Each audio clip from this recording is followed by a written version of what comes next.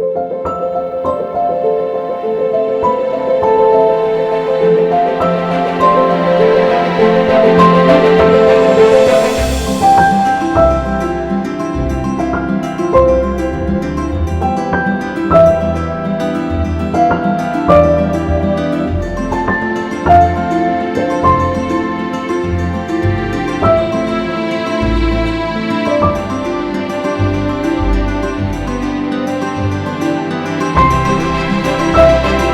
ते साडे संसार दे विच ये धारणा है कि वधदियां उमरां दे नाल ही तजर्बे जुड़दे हुंदे आ ते किते ना किते ये गल ठीक भी है, पर जिन्हां ने जिंदगी दे विच कुछ शुरू तो ही मिथ्या हुंदा वो वधदियां उमरां दा वेट नहीं करदे हुंदे।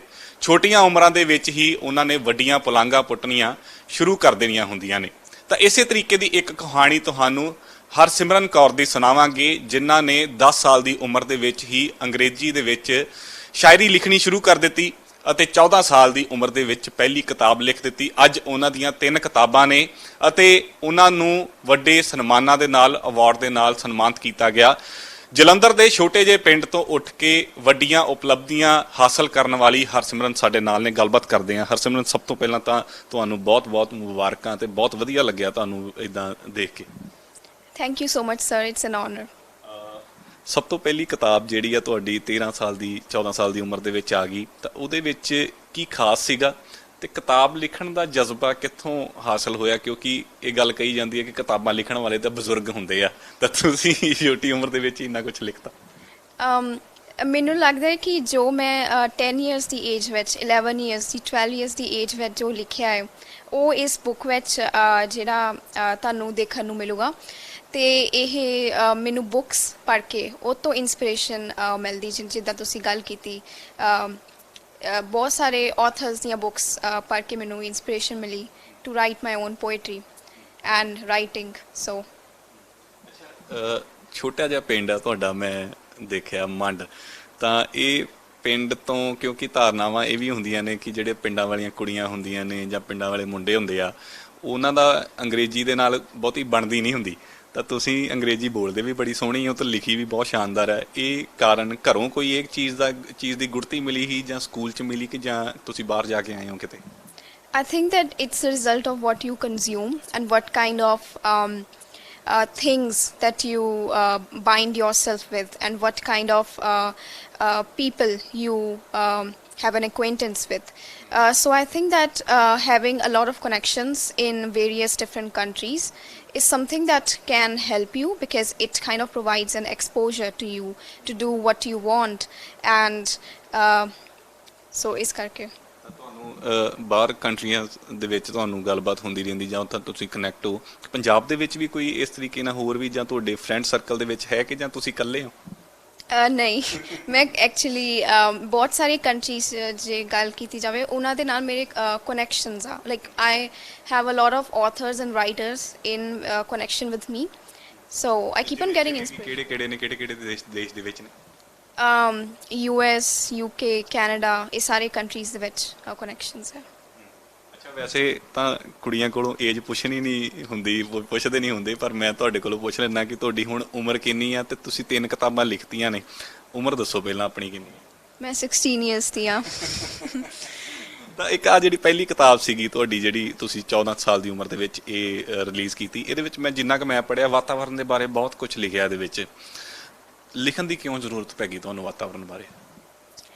I think that ਮੈਂ ਇੱਕ ਬਹੁਤ ਲਾਈਕ ਇੰਟਰੋਵਰਟ ਕਾਈਂਡ ਆਫ ਹਾਂ, ਅਤੇ ਜੇ ਮੈਂ ਕੁਛ ਨਹੀਂ ਬੋਲ ਸਕਦੀ ਅਤੇ ਮੈਂ ਉਹ ਚੀਜ਼ ਲਿਖਦੀ ਹਾਂ, ਅਤੇ ਉਹ ਚੀਜ਼ ਮੈਨੂੰ I can't control myself when I write, and if there is anything that is going on in my mind, I will definitely write.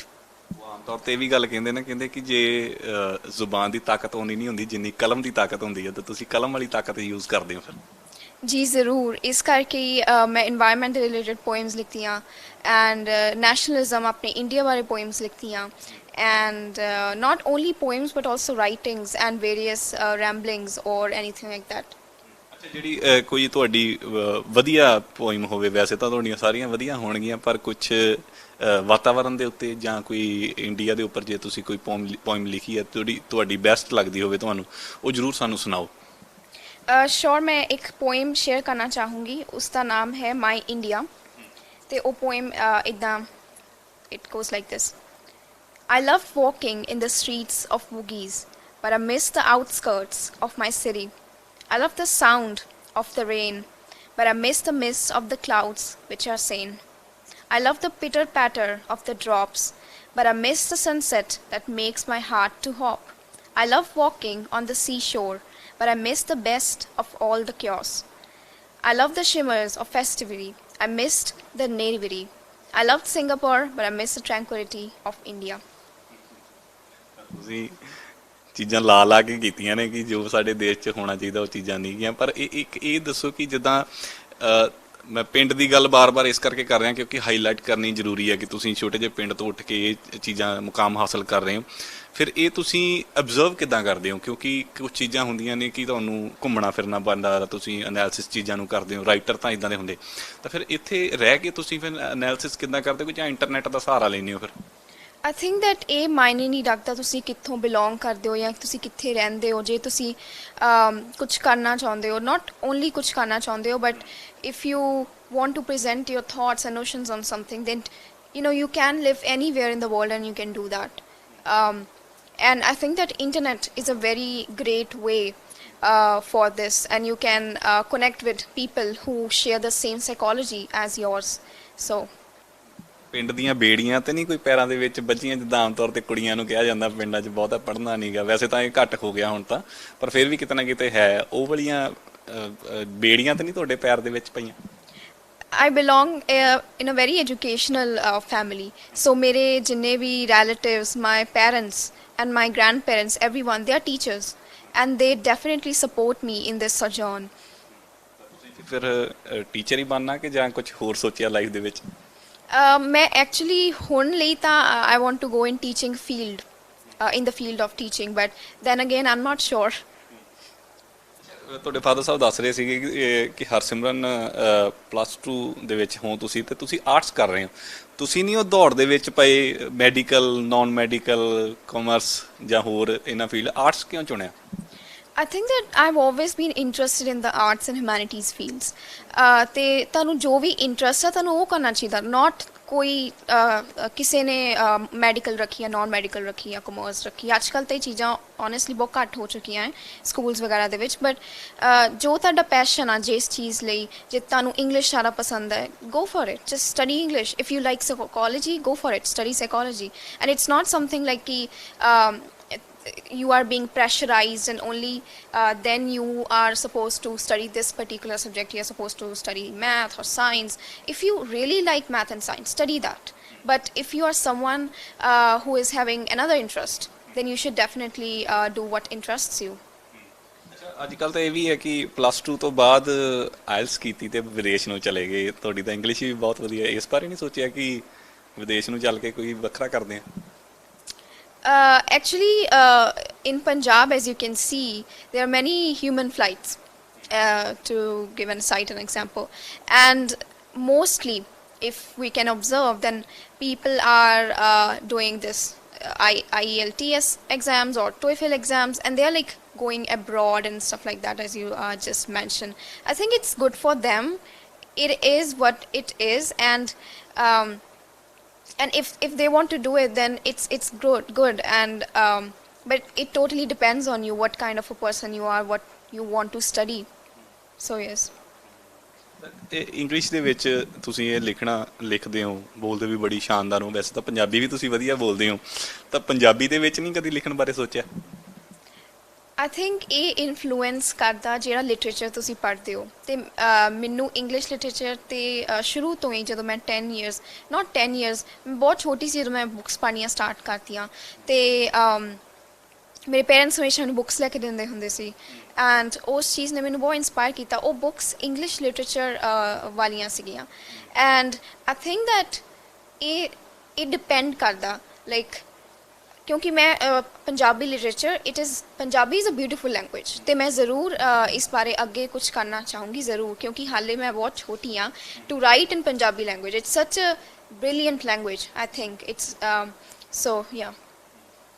ਇੱਕ ਹੋਰ ਵੀ ਤੁਸੀਂ ਜਿਹੜੀਆਂ ਬੁੱਕਸ ਬਾਰੇ ਆਪਾਂ ਤੁਹਾਡੇ ਗੱਲ ਜ਼ਰੂਰ ਕਰਨੀ ਚਾਹੁੰਦੇ, ਦੂਸਰੀਆਂ ਜਿਹੜੀਆਂ 2 ਬੁੱਕਸ ਹੈਗੀਆਂ ਨੇ ਉਹਨਾਂ ਬਾਰੇ ਵੀ ਥੋੜਾ ਜਿਹਾ ਦੱਸੋ ਕਿ ਉਹਨਾਂ ਦੇ ਵਿੱਚ ਕੀ ਕੁਝ ਲਿਖਿਆ, ਕਿਉਂਕਿ ਇੱਕ ਤਾਂ ਨਾ ਮੈਂ ਟਾਈਟਲ ਤੁਹਾਨੂੰ ਪਹਿਲਾਂ ਵੀ ਕਿਹਾ ਕਿ ਮੈਨੂੰ ਟਾਈਟਲ ਬੜਾ ਸ਼ਾਨਦਾਰ ਲੱਗਿਆ, ਜਿਹੜੀ ਤੁਹਾਡੀ ਆਹ ਵਾਲੀ ਬੁੱਕ ਆ, ਇਹ ਟਾਈਟਲ ਦਾ ਕੀ ਮਤਲਬ ਹੈ, ਤੁਸੀਂ ਆਪ ਹੀ ਪੜ੍ਹਦੇ ਹੋ। So I'm perfectly imperfect ਇੱਕ ਟਾਈਟਲ ਆ ਮੇਰਾ ਗਲਾ ਇਹ ਹੋ ਸਕਦਾ edit. So I'm perfectly imperfect is a book that I've written when I was 14 years old, and this was published when I was 15 years old. And this title, I am perfectly imperfect, it comes from the notion that not everyone is perfect, and everybody has some imperfections within them. And I think that this book is a mere encounter of the same thing. And it's told in the form of a story, and it's a fictional book consisting of 25,000 words. ਤੁਹਾਨੂੰ ਕਿਉਂ ਲੱਗਦਾ ਕਿ ਤੁਸੀਂ imperfect ਹੋ?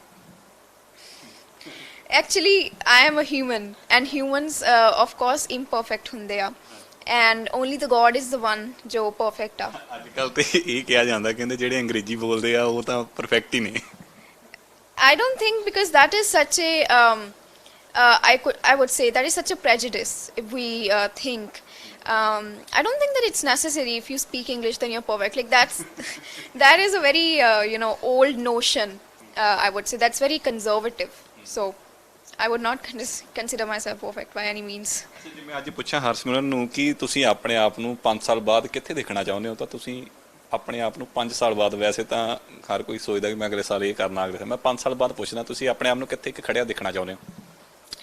This is such a good question, first of all.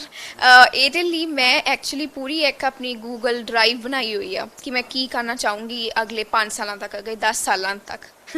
ਤੇ I think that ਮੈਂ ਜੋ ਮੇਰੇ goals ਆ, I would surely like to go with them and surely want to accomplish them. But then again, you never know that what would happen to you, because of course you are imperfect and anything could happen. So ਤੁਸੀਂ ਆਪਣੇ ਗੋਲ ਸਾਡੇ ਨਾਲ share ਕਰ ਸਕਦੇ ਹੋ ਵੀ ਕਿਹੜੇ ਗੋਲ ਹੈਗੇ ਨੇ? Well, goals, I don't know. Goals, of course, mere goals are like I want to read Russian literature, and I want to research about Franz Kafka, who is a very great German writer. And so, yeah, my goals are basically very literary. ਕਈ ਵਾਰੀ ਨਾ ਮੇਰੇ ਦਿਮਾਗ 'ਚ ਚੀਜ਼ਾਂ ਇਹ ਆਉਂਦੀਆਂ ਹੁੰਦੀਆਂ, ਮੇਰਾ ਵੈਸੇ ਪਰਸਨਲ ਸਵਾਲ ਹੈ ਕਿ ਤੁਸੀਂ ਘਰ ਦੇ ਕੰਮ ਕਰਦੇ ਹੁੰਦੇ ਹੋ ਕਿ ਜਾਂ ਇਕੱਲਾ ਸਾਰਾ ਕੰਮ ਸਾਰਾ ਸਟੱਡੀ ਵੱਲ ਹੀ ਦਿੱਤਾ ਧਿਆਨ ਤੁਸੀਂ? ਨਹੀਂ, ਮੈਂ ਆਪਣੇ ਮੰਮਾ ਦੀ ਹੈਲਪ ਕਰਾਨੀ ਹੁੰਨੀ ਕਿਚਨ ਵਿੱਚ, ਐਂਡ ਮੈਨੂੰ ਬਹੁਤ ਮਜ਼ਾ ਆਉਂਦਾ, ਮੈਨੂੰ ਵਧੀਆ ਲੱਗਦਾ ਕਿ ਮੈਂ ਆਪਣੇ ਮੰਮਾ ਦੀ ਹੈਲਪ ਕਰਾਨੀ ਆ। And of course I also study, I do all the course with my mom sometimes. ਤੁਸੀਂ ਵਾਤਾਵਰਨ ਬਾਰੇ ਜਿਵੇਂ ਲਿਖਿਆ, ਮੈਂ ਤੁਹਾਡੇ ਗਾਰਡਨ ਵੀ ਬਹੁਤ ਦੇਖ ਰਿਹਾ, ਬੜਾ ਸ਼ਾਨਦਾਰ ਇੱਥੇ ਬਣਾਇਆ ਹੋਇਆ ਆਪ, ਫਿਰ ਤੁਸੀਂ ਇਹਨਾਂ ਦੀ ਦੇਖਭਾਲ ਕਰਦੇ ਹੁੰਦੇ ਹੋ ਕਿ ਜਾਂ ਇਕੱਲਾ ਲਿਖਣ ਦਾ ਹੀ ਸ਼ੌਂਕ ਹੈ? ਐਕਚੁਅਲੀ ਲਾਸਟ ਈਅਰ ਜਦੋਂ ਲੋਕਡਾਊਨ ਲੱਗਾ ਸੀ, ਮੈਂ ਆਪਣੇ ਪੇਰੈਂਟਸ ਨਾਲ, ਮੈਂ ਆਪਣੀ ਸਿਸਟਰ ਨਾਲ ਮਿਲ ਕੇ ਤੇ ਆਪਣੇ ਪੇਰੈਂਟਸ ਨਾਲ ਮਿਲ ਕੇ ਇਹ ਸਾਰਾ ਗਾਰਡਨ ਇਹਨੂੰ ਸਾਫ਼ ਕੀਤਾ ਤੇ ਬਹੁਤ ਸਾਰੇ ਸੀਡਸ ਵੀ ਲਗਵਾਏ। ਤੇ ਉਹ ਮਤਲਬ ਇਹ ਮੇਰੀ ਆਫ ਕੋਰਸ ਮੇਰੀ ਇੱਕ ਹੌਬੀਜ਼ ਆ, ਮੈਨੂੰ ਗਾਰਡਨਿੰਗ ਕਰਨਾ ਬਹੁਤ ਪਸੰਦ ਆ। ਆਖਰੀ ਸਵਾਲ ਆ ਮੇਰਾ ਕਿ ਤੁਸੀਂ ਆਪਣੀ ਕਿਤਾਬਾਂ ਬਾਰੇ ਹੋਰ ਕੀ ਪਲੈਨਿੰਗਸ ਹੈਗੀਆਂ ਨੇ, ਜਾਂ ਫਿਰ ਤੁਸੀਂ ਵੈਸੇ ਤਾਂ ਦੱਸ ਹੀ ਦਿੱਤਾ ਕਿ ਤੁਹਾਡੇ ਕਿਹੜੇ ਗੋਲਸ ਹੈਗੇ ਨੇ, ਪਰ ਕਿਤਾਬਾਂ ਨੂੰ ਲੈ ਕੇ, ਰਾਈਟਿੰਗ ਨੂੰ ਲੈ ਕੇ ਕੀ ਤੁਹਾਡਾ ਅਗਲਾ ਪਲਾਨ ਕੀ ਹੈ? So currently I'm writing 2 books consecutively, and they'll definitely be published at the end of this year sometime. So yeah. Best ਵਿਸ਼ੇਸ ਹੈ ਤੁਹਾਨੂੰ। ਤਾਂ ਅਗਲੀ ਵਾਰੀ ਜਦੋਂ ਇੰਟਰਵਿਊ ਕਰਾਂਗੇ ਹਰਸਿਮਰਨ, ਤਾਂ ਤੁਹਾਡਾ ਕਿਤਾਬਾਂ ਦਾ ਢੇਰ ਲੱਗਾ ਹੋਵੇ, ਅਸੀਂ ਵੀ ਆਸ ਕਰਦੇ ਹਾਂ। ਤਾਂ ਧੰਨਵਾਦ ਗੱਲਬਾਤ ਕਰਨ ਲਈ। ਸੋ ਬਹੁਤ ਵਧੀਆ ਲੱਗਿਆ, ਛੋਟੀ ਉਮਰ ਦੇ ਵਿੱਚ ਜਦੋਂ ਇਹੋ ਜਿਹੀਆਂ ਚੀਜ਼ਾਂ ਬੱਚੇ ਸਮਝ ਜਾਣ ਤਾਂ ਫਿਰ ਸੌਖਾ ਹੋ ਜਾਂਦਾ ਜ਼ਿੰਦਗੀ ਦੇ ਵਿੱਚ ਅੱਗੇ ਚੱਲਣਾ। ਤਾਂ ਹਰਸਿਮਰਨ ਬਹੁਤ ਵਧੀਆ ਤਰੀਕੇ ਨਾਲ ਜਿਹੜੀ ਇੰਗਲਿਸ਼ ਪੋਇਟਰੀ ਦੇ ਉੱਪਰ, ਆਪਣੀ ਰਾਈਟਿੰਗ ਦੇ ਉੱਪਰ ਕੰਮ ਕਰ ਰਹੀ ਆ। ਉਮੀਦ ਕਰਦੇ ਹਾਂ ਕਿ ਅਗਲੀ ਵਾਰ ਜਦੋਂ ਹਰਸਿਮਰਨ ਨੂੰ ਮਿਲੀਏ ਤਾਂ ਢੇਰ ਸਾਰੇ ਅਵਾਰਡ ਹੋਣ, ਢੇਰ ਸਾਰੀਆਂ ਕਿਤਾਬਾਂ ਹੋਣ, ਤਾਂ ਹੋਰ ਵੀ ਗੱਲਾਂ ਬਾਤਾਂ ਕਰਕੇ ਜ਼ਿਆਦਾ ਮਜ਼ਾ ਆਵੇ। ਕੈਮਰਾਮੈਨ ਮਨੀਸ਼ ਦੇ ਨਾਲ ਮਨਦੀਪ ਸਿੰਘ, ਡੇਲੀ ਪੋਸਟ ਪੰਜਾਬੀ, ਮੰਡ।